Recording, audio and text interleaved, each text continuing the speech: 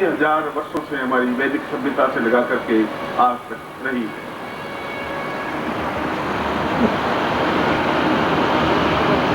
मंत्री महोदय ने यहाँ पर जिस प्रकार से समय दिया है,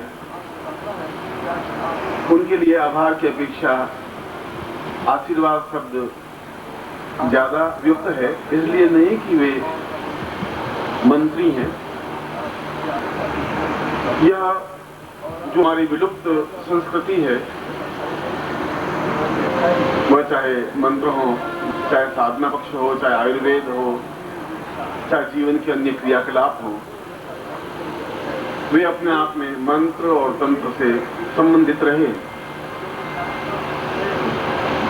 जैसा कि बताया कि पानीपत में 3 बार युद्ध हुआ और 3 बार युद्ध के बाद में बिल्कुल पूरा देश एक अंधकार से घिर सा गया।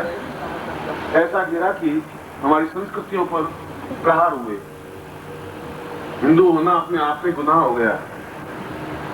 हमारे धार्मिक ग्रंथ को जला दिया गया, हमारी प्राचीन विद्याओं को नेस्तनाबूद कर दिया गया। एक क्षण ऐसा कि हम बिल्कुल किंग कर्तव्य विमूढ़ हो गए।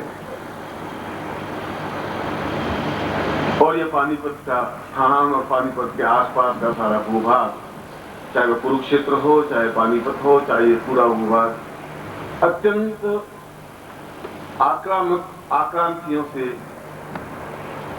सामना करना पड़ा, झेला। उनके युद्धोन्माद को, उनकी असभ्यता को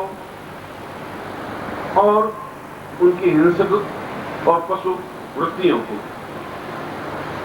मगर यहाँ की धरती में यह भी गुण रहा कि झेलने के बाद भी वो अपने अंदर से संस्कृति को बचाए रखे, संस्कृति को समाप्त नहीं होने दिया। वे अपने आप में समाप्त हुए, उनका शरीर तो समाप्त हुआ, मगर अपनी संस्कृति को समाप्त नहीं कर सके। न मुगल कर सके, न अंग्रेज कर सके, न हुण कर सके, न दूसरे आक्रांताई आगताई कर सके।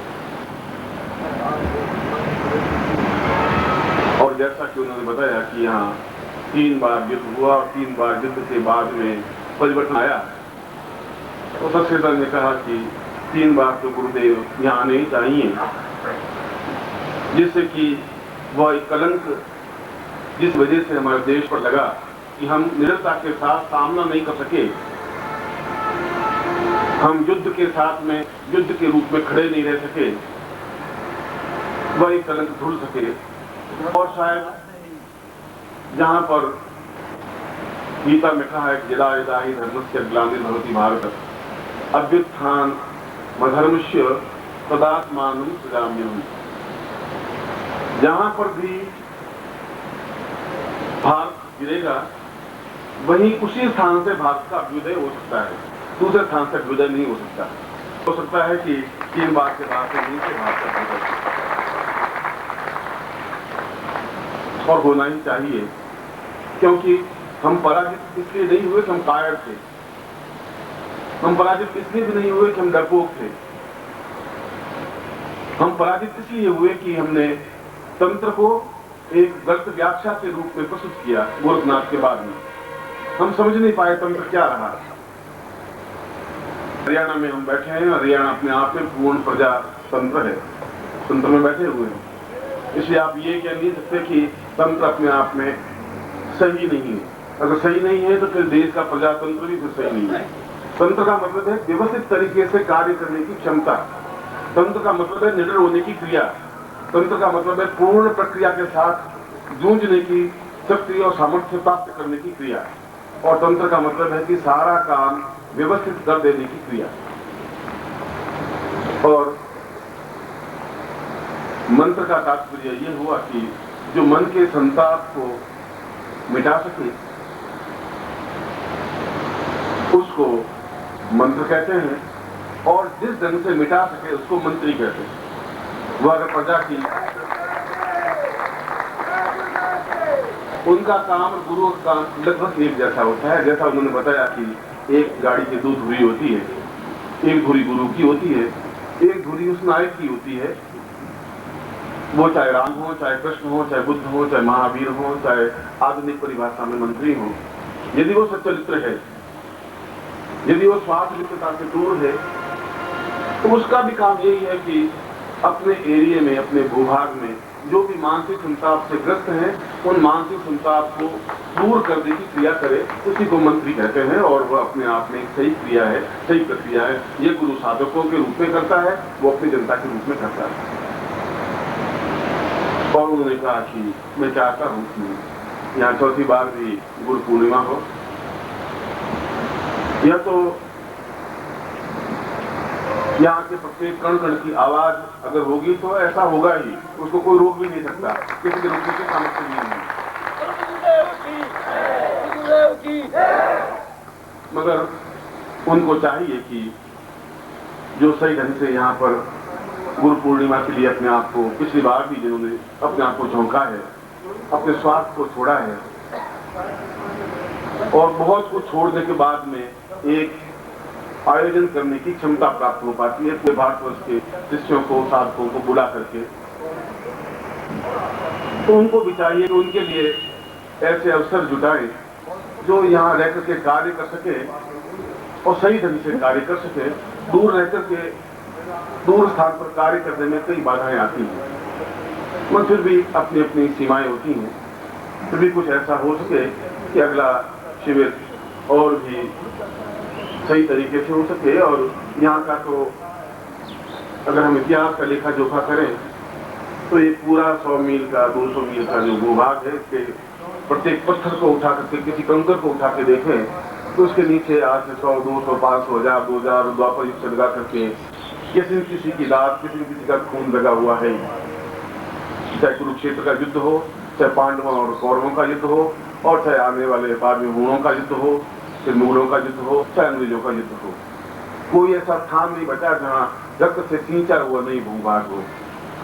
उनको शुद्ध करने के लिए भी प्रक्रिया नायक ही कर सकेंगे, गुरु ही कर सकेंगे। और जैसा कि मैंने गीता के श्लोक के माध्यम से भगवान कृष्ण के मुंह से उच्चरित शब्द आपको सुनाए कि जहां से सूर्य उगता है 24 घंटों के बाद सूर्य वहीं से उग सकता है, पश्चिम से या उत्तर से या दक्षिण से नहीं हो सकता। जहां पर मनुष्य गिरता है वहीं से मनुष्य उठ सकता है। जहां धर्म की पराजय होती है वहीं धर्म का उदय हो सकता है। और जिस जगह हम हारे हैं, देश पराजित हुआ है, कलंक युक्त बना है, उसी स्थान से वापस पूरा देश अंगड़ाई लेकर उठ सके, उसी स्थान से उठ सकेगा, यह पानीपत के भाग्य की एक श्रेष्ठता है। और मैं चाहता हूं कि ऐसा ही जीवन में बन सके, ऐसा ही बन सकेगा।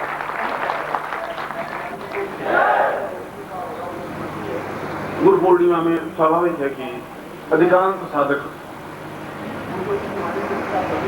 गुरु के चरणों में अपने आप को समर्पित कर देने के लिए ही पूर्णिमा के अवसर पर आते हैं।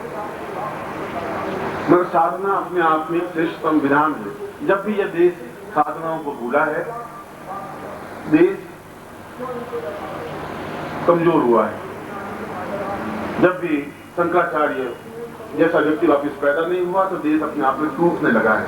और शंकराचार्य इसलिए पैदा नहीं हो सका कि हम लोगों में वो क्षमता नहीं रही कि हम शंकराचार्य पैदा कर सकें, हम लोगों में चेतना नहीं रही कि हम उनको सम्मानित कर सकें, हम लोगों में वो आस्था नहीं रही कि हम शंकराचार्य की तेजता को बनाए रख सकें। हमने उनकी उनको पाखंड, उनको ढोंग, उनको हल्के स्तर से समुदित किया। ये हमारी गलती नहीं है, ये उस मीडिया की गलती है, ये उस अंग्रेजों की एक बौद्धिक परिवर्तन की प्रक्रिया है कि हमने धर्म और कर्म, हमारे जीवन का चिंतन और समाज इस बात से घबराने लगा कि अगर हम धार्मिक पूजा पाठ करेंगे तो लोग क्या कहेंगे, हम किसी स्थान पर जाके बैठेंगे तो लोग क्या कहेंगे, किस प्रकार से लोग कहेंगे ये तो बिल्कुल दकियानूची है, बैकवर्ड है, ऑर्थोडॉक्स है। और यह डर हमारे जीवन में, हमारे मस्तिष्क में घर कर गया है, भर गया है। और इसीलिए यह स्थिति गोरखनाथ के बाद आई और हम पराजित हुए। और फिर कोई ऐसा विभूति पैदा नहीं हो सकी जो उनके मन से डर निकाल सके। जिन्होंने भी प्रहार किया उनकी बुद्धि पर प्रहार किया। यह एहसास कर रहा है कि तुम्हें क्षमता नहीं है, यह एहसास कर रहा है तुम कोई योग्य हो ही नहीं, यह एहसास कर रहा है कि तुम केवल क्लर्क बनने के लिए पैदा हुए हो, और यह एहसास कर रहा है कि तुम युद्ध में जीत नहीं सकते। तुमको कायर बुद्धिल बना दिया गया। और यदि ऐसी स्थिति रही तो आने वाले 5000 साल बाद भी यही स्थिति मानसिक रूप से रहेगी। पर बीच में कोई न कोई ऐसी स्थिति आती है जब उसका सम्मान किया जाना चाहिए, उसकी बौद्धिक क्षमता का, उसकी तेजस्विता का, उसके जुझारूपन का। और ये हमारे देश का सौभाग्य रहा है कि उन्होंने उस प्रकार से लोगों का अभिनंदन किया है। इसलिए यहाँ पर महावीर पैदा हो सके, बुद्ध पैदा हो सके, राम और कृष्ण पैदा हो सके, उच्च कोटि के तेजस्वी और विशिष्ट पैदा हो सके, जिन्होंने सब कुछ छोड़ा, संग्रह नहीं किया, लंगोट भी छोड़ दी। आने वाला युग भी निश्चय ही हम अंग्रेज लेकर के उठ खड़ा होने लगा है। इसलिए नहीं कि सारे साधु संत ऐसा कहते हैं इसलिए मैं कह रहा हूं, इसलिए भी नहीं कि लोगों को ऐसा कहने से उनको संतोष मिलता है, इसलिए भी नहीं कह रहा हूं। मैं काल के भार पर लिखे हुए अक्षरों को पढ़ रहा हूं, मैं समझ रहा हूं, मैं एहसास करने लगा हूं कि यदि कुरुक्षेत्र का युद्ध केवल लाखों कौरवों के बीच केवल 5 पांडव जीत सकते हैं, तो पानीपत के युद्ध में भी लाखों करोड़ों व्यक्तियों के बीच में ये जितने शिष्य बैठे हैं, ये पूरे देश के युद्ध को जीत सकते हैं।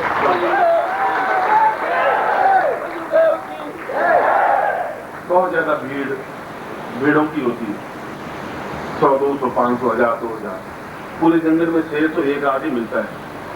शेरों के लहड़े नहीं होते, झुंड नहीं होते, हंसों की पंक्तियां नहीं होती, 20-25 ये साधु सकते हैं, हंसों की पंक्तियां नहीं होती, साधुओं की जमात नहीं होती है, और साधना करने वालों की भीड़ नहीं होती है। भीड़ तो उन लोगों की होती है जो जय जयकार करवाने वाले और जय जयकार करने वाले होते हैं। भीड़ उन लोगों की होती है जो उनके मानसिक शक्ति पर अपना प्रभाव डाल देते हैं और उनको एक ताज की तरह बना देते हैं कि तुम केवल गुरु का जय जयकार करो, मेरे पीछे चलो। मैं आपको ऐसा करने के लिए इकट्ठा नहीं कर रहा हूं, मैं ऐसा भी नहीं कर रहा हूं कि आप भीड़ बन सकें और अपने दिमाग को बिल्कुल जो पिछले 500, 1000 साल से हम जो बिल्कुल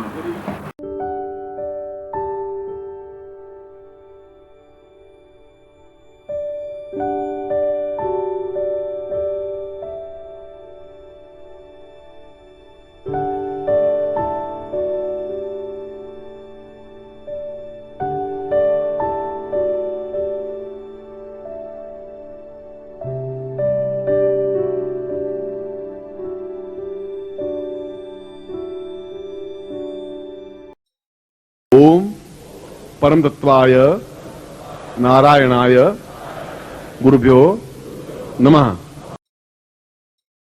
ओम ह्रीं मम प्राण देह रोम प्रतिरोम चैतन्य जाग्रय ह्रीं ओम नमः। ओम भूर्भुवः स्वः तत्सवितुर्वरेण्यं